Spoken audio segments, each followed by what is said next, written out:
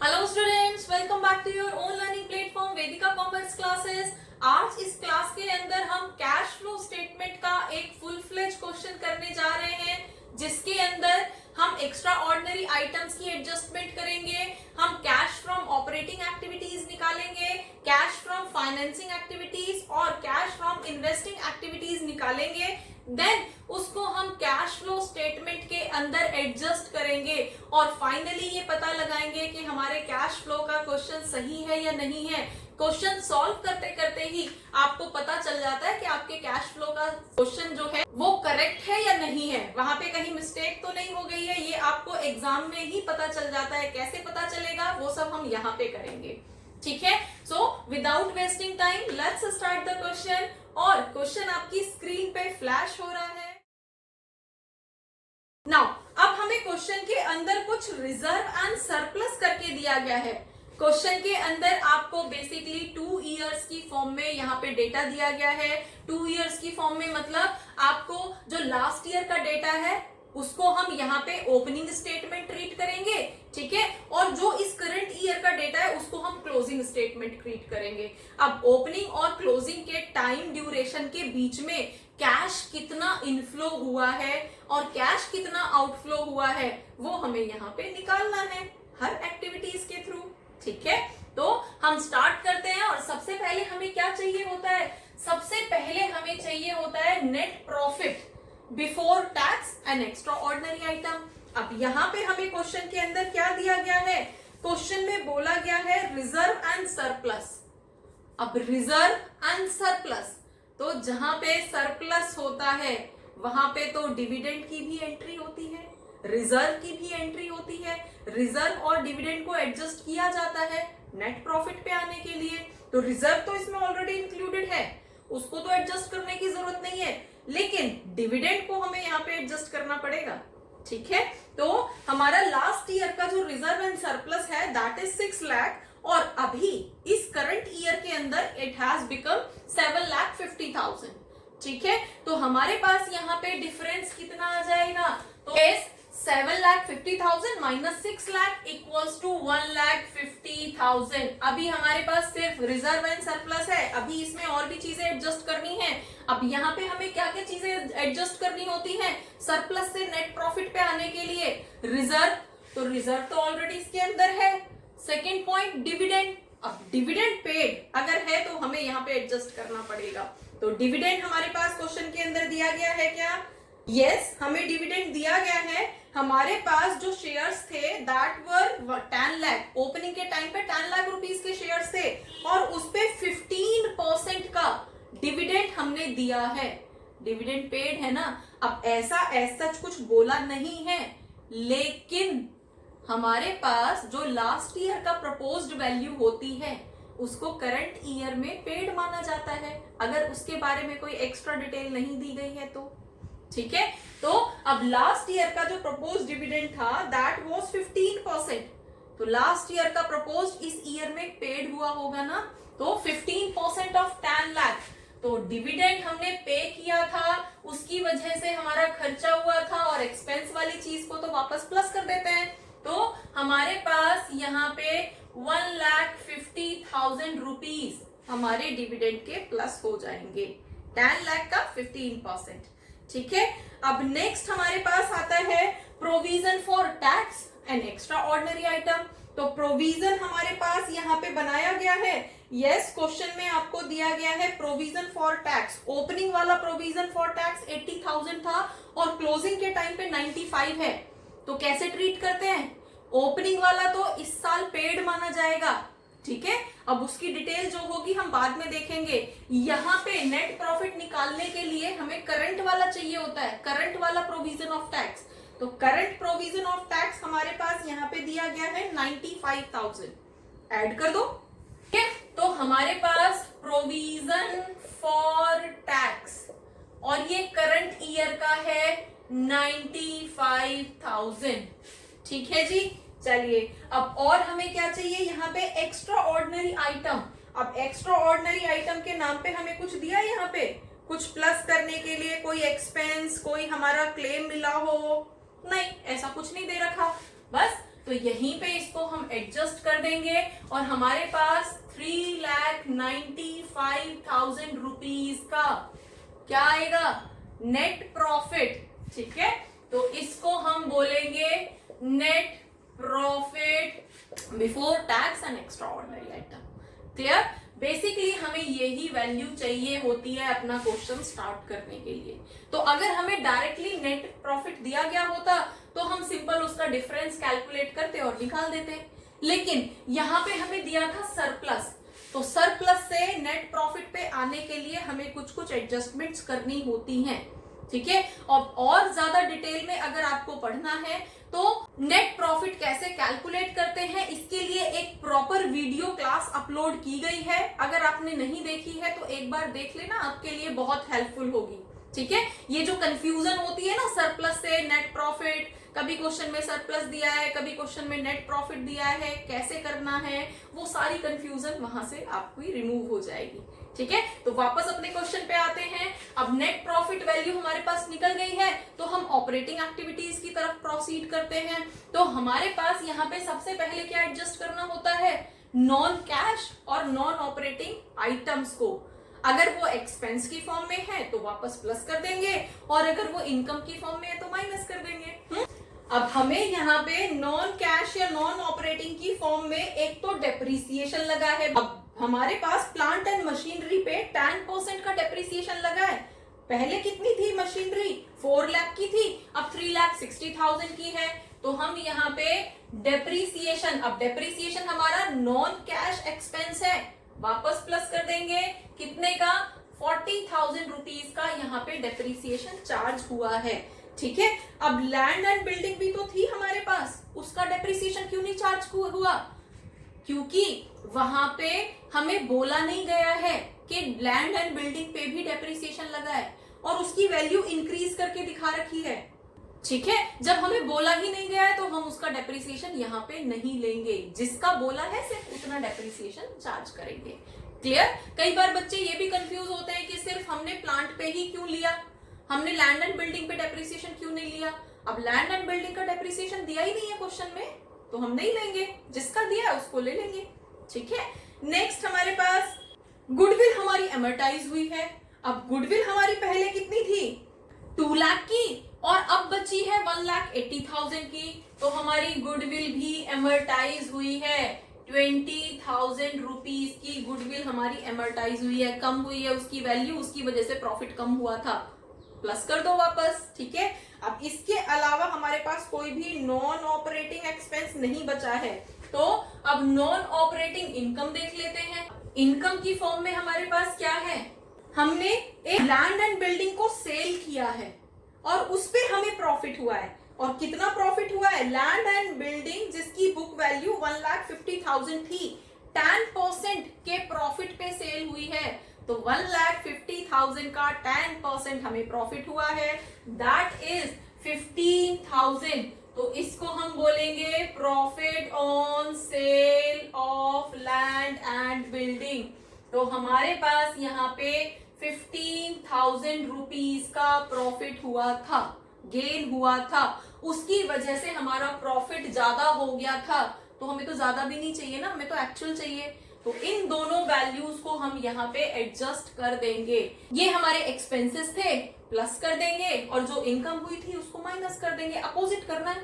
ठीक है, तो हमारे पास 395 में 60,000 प्लस कर देंगे और 15,000 माइनस कर देंगे। तो हमारे पास वैल्यू क्या आएगी, 4,40,000 रुपीज की हमारे पास यहाँ पे वैल्यू आएगी। और इसको हम बोलेंगे cash from operating activities before working capital change. क्योंकि अब नेक्स्ट स्टेज हमारे पास क्या है, नेक्स्ट स्टेज पे हमें वर्किंग कैपिटल में चेंज दिखाना है। और वर्किंग कैपिटल का मतलब क्या है, current assets minus current liabilities. ठीक है, अब यहाँ पे करंट एसेट्स और करंट लायबिलिटीज कौन सी चीज को हमें यहाँ पे प्लस करना है, अगर हमारे एसेट्स डिक्रीज हुए हैं और लायबिलिटी इंक्रीज हुई है तो उसको यहाँ पे वापस प्लस करना है। और अगर हमारी लायबिलिटीज डिक्रीज होती और एसेट इंक्रीज होते तो उसको हम यहाँ पे माइनस करते हैं। तो देख लेते हैं क्या हुआ है। प्लस करने के लिए तो हमारे पास यहाँ पे कुछ है ही नहीं, सारी चीजें अपोजिट ही हुई हैं, तो हमें यहाँ पे करंट लायबिलिटीज हमारी डिक्रीज हुई है और एसेट्स हमारे इंक्रीज हुए हैं। तो एसेट इंक्रीज हुए हैं मतलब हमारी पेमेंट हुई है खरीदने के टाइम पे, और लायबिलिटी कम होने का मतलब है लायबिलिटी पे ऑफ करने के टाइम पे पेमेंट हुई है। तो हमारे पास फर्स्ट क्या है, ट्रेड पेएबल्स। अब ट्रेड पेएबल्स हमारे पास पहले जो है 1,10,000 के थे और अब 1 लाख के हैं, मतलब 10,000 की पेमेंट हो गई ना। तो हमारे पास यहाँ पे ट्रेड पेएबल्स हमारे क्योंकि डिक्रीज हुए हैं, तो डिक्रीज होने का मतलब है आपने पेमेंट कर दी, कैश आउटफ्लो हो गया, 10,000 रुपीज का कैश आउटफ्लो हो गया है। बेटा जो वैल्यू ब्रैकेट के अंदर है उसका मतलब उसका साइन माइनस है, उसको माइनस करना है, ठीक है। अब आप छोटे बच्चे नहीं होगे, प्लस माइनस का ही साइन लगा के आपको पता चलेगा, ब्रैकेट का मतलब माइनस होता है, ठीक है। अब नेक्स्ट हमारे पास दूसरी करंट एसेट या करंट लायबिलिटी क्या है, रिसीवेबल्स। अब ट्रेड रिसीवेबल्स हमारे एसेट होते हैं, मतलब डेटर्स। पहले 1,50,000 थे और अब बढ़ के वो 2 लाख हो गए हैं, तो सेल तो बढ़ी है लेकिन पैसा नहीं आया, 50,000 एक्स्ट्रा ब्लॉक हो गया। तो अगेन हमारे पास सेकेंड ट्रेड रिसीवेबल्स हमारे इंक्रीज हुए हैं, एसेट इंक्रीज होता है तो अगेन हमारे लिए नेगेटिव ही है, कैश इनफ्लो नहीं हुआ। डन। नेक्स्ट हमारे पास आ जाता है इन्वेंट्रीज। अब इन्वेंट्री जो है हमारी पहले 1 लाख की थी और अब 1,80,000 की है, मतलब 80,000 का सामान हमने और खरीदा है, रॉ मटेरियल और खरीदा है, तो उतना ही तो कैश भी खर्च हुआ है, ठीक है। तो हमारे पास यहाँ पे इन्वेंटरीज इंक्रीज हुई है, 80,000 की इंक्रीज हुई है, मतलब कैश आउटफ्लो हुआ है। डन। अब और दूसरा हमारे पास यहाँ पे कोई भी चीज नहीं है, ठीक है। तो इसको कैलकुलेट कर देते हैं, कितना अमाउंट आ जाएगा। टोटल हमारे पास ये हो गया 140। अब ये 140 को इसमें माइनस कर देंगे तो कितनी वैल्यू बचेगी, जब हम इसको यहाँ से माइनस करेंगे तो 3 लाख रुपीस हमारे पास बचेंगे। और अब ये क्या आया है, cash from operating activities after working capital change but before tax and extra ordinary adjustment, ठीक है। मतलब अभी इसमें से टैक्स और एक्स्ट्रा ऑर्डिनरी आइटम्स जो हमने यहाँ पे एडजस्ट किए थे उन्हीं के अकॉर्डिंग अब हमें यहाँ पे एडजस्टमेंट करनी है। अगर टैक्स पेमेंट हुआ है तो अब पिछले साल का जो प्रोविजन था उसको हम यहाँ पे पेमेंट मानेंगे, और पिछले साल का टैक्स का प्रोविजन था 80,000 का। ओके, अगर हमें कुछ भी नहीं बोला जाता है, कुछ भी कोई डिटेल नहीं दी गई है, तो हमने क्लोजिंग वाली वैल्यू यहाँ पे ले ली थी, मतलब करंट वाली वैल्यू यहाँ पे ले ली थी, और प्रीवियस वाले जो 80,000 है उसको हम यहाँ पे टैक्स पेड कर देंगे। लेकिन हमें क्वेश्चन के अंदर एक और सेंटेंस ऐड कर दिया गया है, डिविडेंड डिस्ट्रीब्यूशन टैक्स 15,000 का पे हुआ है, मतलब इस 80,000 के अंदर 15,000 जो है वो फाइनेंसिंग एक्टिविटी का पार्ट है, डिविडेंड डिस्ट्रीब्यूशन टैक्स है, तो वो यहाँ पे नहीं आएगा। यहाँ पे हम नॉर्मल इनकम टैक्स की एडजस्टमेंट करते हैं, तो हमारे पास यहाँ पे टैक्स कितना पे हुआ माना जाएगा, tax paid would be 80,000 minus 15,000, क्योंकि ये 15,000 फाइनेंसिंग एक्टिविटी का है, वहां पे जाके आउटफ्लो दिखाएंगे, यहां नहीं करेंगे, ठीक है। तो यहाँ पे फाइनली कितने की पेमेंट हुई है, 65,000 रुपीज का आपने यहाँ पे टैक्स पे किया है। कोई भी हमारी एक्स्ट्रा ऑर्डिनरी आइटम एक्टिविटी यहाँ पे नहीं दी गई है, तो अब इसको एडजस्ट करने के बाद जो वैल्यू आएगी वो ही हमारी कैश फ्रॉम ऑपरेटिंग एक्टिविटीज हो जाएगी। तो यहाँ पे वैल्यू कितनी आएगी, 2,35,000 रुपीज की ऑपरेटिंग एक्टिविटीज आ जाएगी, ठीक है। इसी को ही हम कैश फ्रॉम ऑपरेटिंग एक्टिविटी मानेंगे, ठीक है। फाइनली ये हमारा ऑपरेटिंग एक्टिविटी का आंसर आ गया। डन। अब next activity is cash from investing activity. Cash from investing activities में हमने क्या क्या इन्वेस्टमेंट खरीदी है और क्या क्या इन्वेस्टमेंट सेल की है वो देखना है। तो अब हमारी यहाँ पे कुछ एडजस्टमेंट हो रखी है लैंड एंड बिल्डिंग के नाम पे हमने कुछ सेल किया है, कुछ परचेज किया है, तो पहले हमें लैंड एंड बिल्डिंग अकाउंट बनाना पड़ेगा। ठीक है, तो यहीं पे एक छोटा सा लैंड एंड बिल्डिंग अकाउंट बना लेते हैं आपको समझाने के लिए। ठीक है, हमने सेल की है 1,50,000 की। ठीक है, और 10% का हमें प्रॉफिट हुआ है, जबकि हमारे पास ओपनिंग बैलेंस क्या था लैंड एंड बिल्डिंग का ओपनिंग के टाइम पे। तो हमारा ओपनिंग बैलेंस तो यहाँ पे आएगा ना डेबिट साइड में। हमारा एसेट है 8 लाख की थी, जिसमें से अभी क्लोजिंग के टाइम पे हमारे पास सिर्फ 6,50,000 की बची है, जिसमें से हमने कुछ सेल कर दिया है बाय सेल्स। अब सेल कितने की कर दी है, 150 की थी, और 10% का प्रॉफिट भी लिया है। तो 150 प्लस 10% 15,000, तो 1,65,000 रुपीज का हमारे पास यहाँ पे लैंड एंड बिल्डिंग सेल हो चुकी है। अब इस ड्यूरेशन में हमने कुछ और खरीदा है नहीं। तो अब जब हम सेल करते हैं तो सेल के साथ तो हमारी 3 एंट्रीज आती हैं, सेल वाली एंट्री, देन उस पे लगने वाला डेप्रिसिएशन वाली एंट्री, और देन उस पे लगने वाला प्रॉफिट या लॉस। तो यहाँ पे प्रॉफिट हुआ है, तो प्रॉफिट को तो हम इस साइड लिख देते हैं। तो प्रॉफिट हुआ है 15,000 का, डन। और डेप्रिसिएशन की वैल्यू हमें दी नहीं है, लैंड एंड बिल्डिंग पे कोई डेप्रिसिएशन नहीं लगा, बस इतनी वैल्यू थी। ठीक है, आप चाहे तो ऐसे अकाउंट बना के कर सकते हो, नहीं तो आप सिंपली ऐसे ही कैलकुलेट कर सकते हो कितना था और कितना हमारा हो गया। डन। अब हम इस साइड अगर बैलेंसिंग करते हैं तो हमारे पास अमाउंट आता है 8,15,000 एंड सेम हमारा यहाँ भी 8,15,000 का अमाउंट आता है। मतलब यहाँ पे ना तो कोई डेप्रिसिएशन लगा है, ना कोई नई मशीन परचेज की गई है। सेल हुई है उसको हम रिकॉर्ड कर देंगे, परचेज हमारी कोई हुई नहीं है। तो हम क्या करेंगे, यहाँ पे हमारे पास sale of land and building. अब sale of land and building कितने की हुई है, हमारे पास 1,65,000 रुपीज की हमारी लैंड एंड बिल्डिंग सेल हुई है। इतने रुपए की तो हुई है ना। ठीक है, इतना कैश तो आया है, उसमें से प्रॉफिट कितना था वो तो हम यहाँ पे कंसीडर नहीं कर रहे। हम तो यहाँ पे मेन कैश का इनफ्लो पढ़ रहे हैं कि कैश कितना इनफ्लो हुआ। ठीक है, नेक्स्ट अब हमारे पास यहाँ पे हमने कुछ इन्वेस्टमेंट खरीदी है। अब इन्वेस्टमेंट हमारे पास यहाँ पे दी गई है, non current investment 6 lakh rupees की हमने खरीदी है।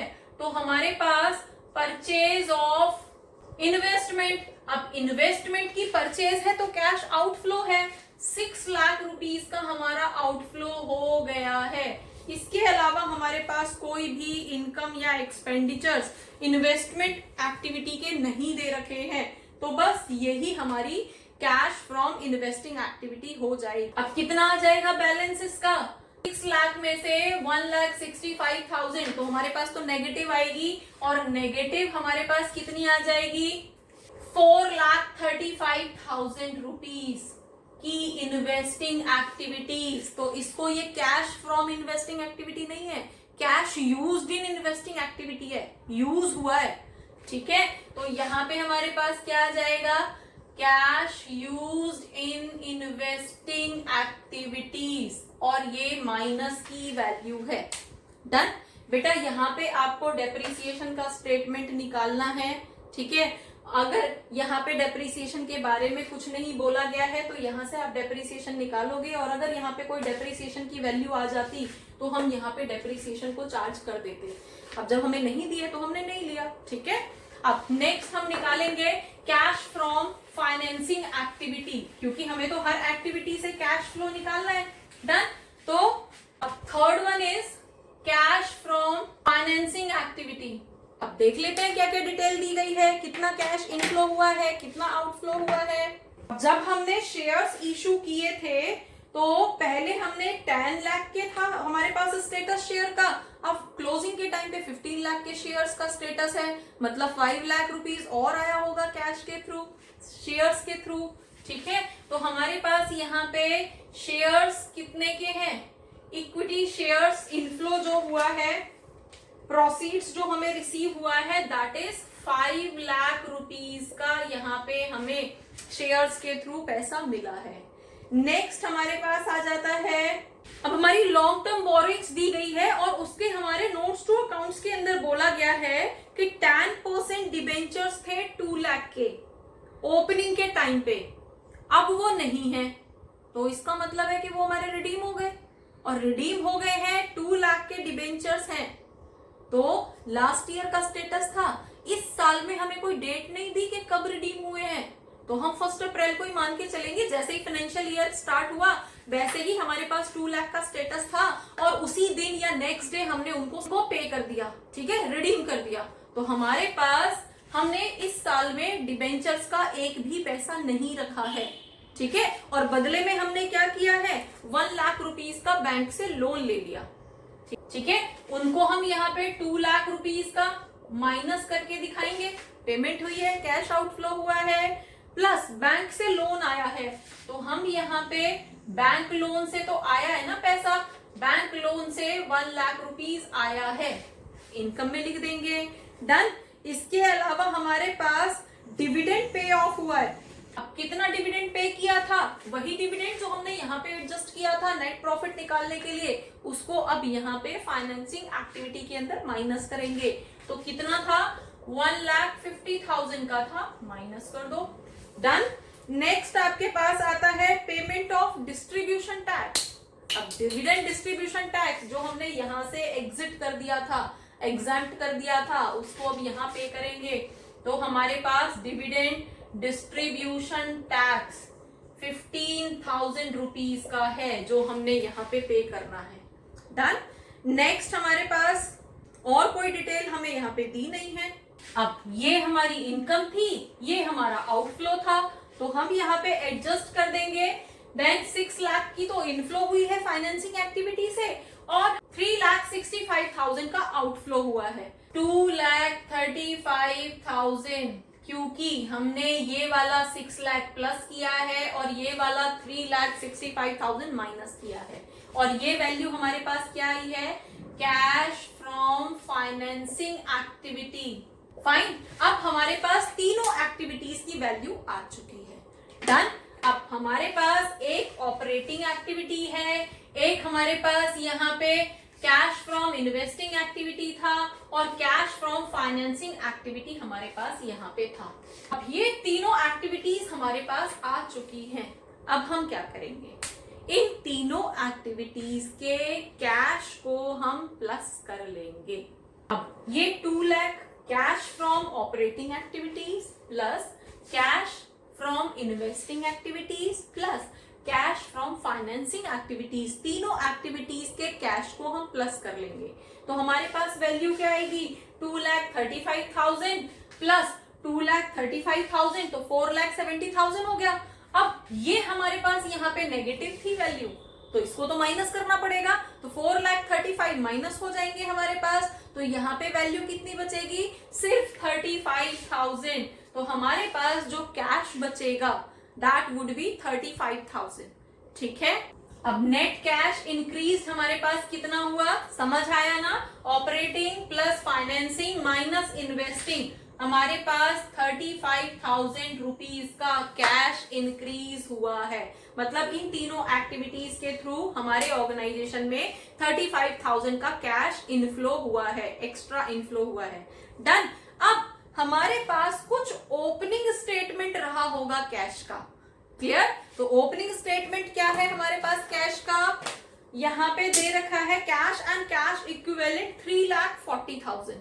तो हमारे पास यहाँ पे opening cash and cash equivalent 3,40,000 rupees का हमारा ओपनिंग बैलेंस था। अब बच्चे यहाँ पे आपको ध्यान देना है कि अगर हमारा ये कैश इंक्रीज, जो भी हमारा अपडेटेड कैश आया था तीनों एक्टिविटीज के एडजस्ट होने के बाद, वो कैश और जब हम उसमें ओपनिंग कैश प्लस कर देते हैं, इन दोनों का टोटल अगर हमारे क्लोजिंग कैश के इक्वल आता है, जो कि आपके क्वेश्चन के अंदर दिया गया है, क्लोजिंग कैश बैलेंस, और क्लोजिंग कैश बैलेंस कितना है आपके पास यहाँ पे 3,75,000, तो 3,75,000 रुपीज यहाँ पे है जो कि क्लोजिंग कैश अवेलेबल है, ठीक है, तो अगर इन दोनों का टोटल आपके क्लोजिंग कैश के इक्वल आ जाता है तो मतलब आपका क्वेश्चन ठीक है, और ये तो आपको वही एग्जाम में ही पता चल जाएगा। अगर इन दोनों का टोटल आपका क्लोजिंग अवेलेबल कैश के बराबर आ गया जो कि आपके क्वेश्चन में दे रखा है, तो इसका मतलब है कि आपका क्वेश्चन करेक्ट है। ऐसे हमें एग्जाम में ही पता चल जाता है कि हमारे कैश फ्लो का क्वेश्चन, जो एक प्रॉपर लेंदी क्वेश्चन है जिसमें काफी टाइम भी कंज्यूम होता है, वो क्वेश्चन हमारा ठीक है या नहीं है। अगर ठीक है तो माइंड पॉजिटिव हो जाता है, और अगर गलत हो गया तो प्रॉब्लम हो जाती है ना।